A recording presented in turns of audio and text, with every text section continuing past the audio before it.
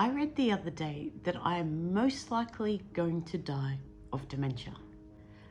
I find that so shocking, absolutely shocking. So if you're female and you live in Australia or the UK, you at the highest risk of your death is dementia. And if you're a male, it's the second reason. It is different in the US, it is your third reason. So I asked my husband what the most likely reason he thinks I'm going to die of, and he said heart disease. And I said no. And then he said cancer. And I said no. Now, honestly, they were the things that I would have thought would have been the highest things for me. These are actually the highest reasons in the US, then it's dementia. My husband's very bright, and so he said, does this include accidents and falls from dementia? And it doesn't. That goes under accidental death. So this is frightening for me. It's purely your brain losing itself. So I've spent all my years using my brain for work, and so to think that the way I'm going to die is by losing it is really frightening. Now, the other thing I didn't know, and you probably feel the same, is, well, if you're told that's the way you're going to die, you think, well, I suppose that is part of old age. No, so apparently not. Like heart condition, it's almost 50% we can control by our lifestyle choices, which is quite encouraging, actually. I mean, if there's nothing you can do, that is kind of frightening, but there are absolutely things we can do, and there's more than we think. I'm going to start with the one that we often kind of hear about, is keep using your brain. And it's not about doing the same things and reading. Yes, that is very good, being active and doing the crosswords, but it's really also making sure you do things that are hard for us, that are different. Like if I had to learn another language, that's really hard for me because I'm not very good at that. Or music, it's making sure that brain is constantly wiring and firing. Now, another thing that I do keep hearing, and I only heard it for the first time last year, and I was a bit like, what is your hearing? And I was like, what? It's because I feel like I am going deaf. And deafness or going deaf, or you're losing your hearing and also your eyesight, which obviously I need glasses as well, you need to get them fixed.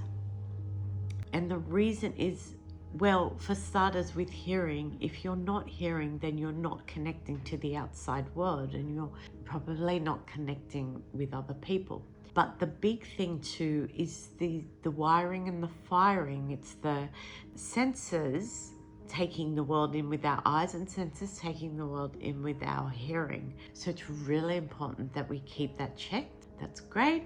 It means my glasses are going to get thicker and thicker, which I never used to wear glasses, and after 40 it seemed to fall off the edge of a cliff, probably because I'm in front of a computer all the time. Hearing is the same, so I'm going to have to keep getting those fixed. Now, the other thing that's really important is movement.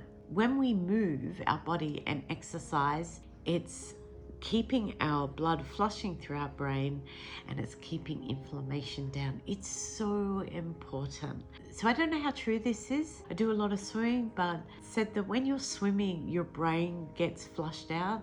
But that sounds healthy, and the whole thing of flushing the brain is meant to be amazing. I mean, I know when I exercise, I feel that much better. So any feeling must be also connected with the brain. I feel better.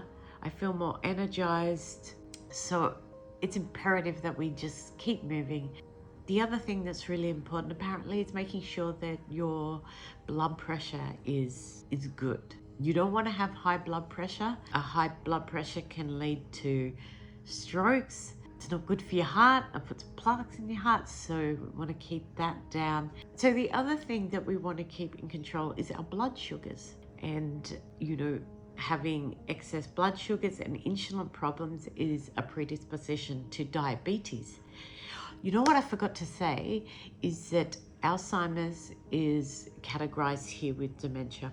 Okay, so yes, our leading cause of death is dementia, including Alzheimer's. Now, Alzheimer's is sometimes called the third diabetes, and I'm not fully sure why. It has something tied in with the blood sugars and putting plaque on the brain.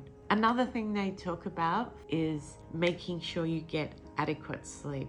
Now, I find this one a tricky one. I'm a terrible sleeper. But when you sleep, again, your brain is doing a brainwash now. It's quite active and it's the restorative phase of our brain. Now, when we skip that, that's apparently a problem.